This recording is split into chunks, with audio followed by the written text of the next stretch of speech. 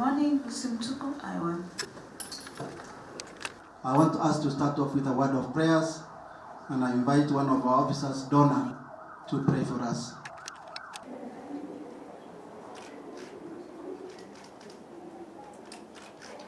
And the reason why the government of Kenya needs to take this issue very seriously. The Commission is also empowered to investigate complaints of delay in service delivery by public officers, abuse of power, unfair treatment, and manifest injustice or discourtesy by public officials. The system falls under the jurisdiction of Interior Ministry in Saudi rather than the Labor Ministry. Workers have no protection under the host country's labor laws. Even business people, students, they go out there and they completely get lost.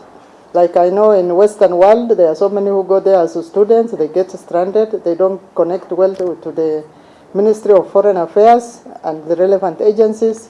So they end up getting into destitution. So I think I'm happy to note that the current government has mentioned the issues of diaspora. Some of the countries, the report specifically narrows on KSA, the Kingdom of Saudi Arabia.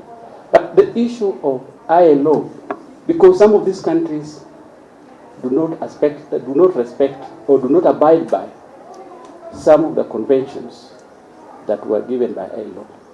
Some of them have done internal labor reforms, like Qatar.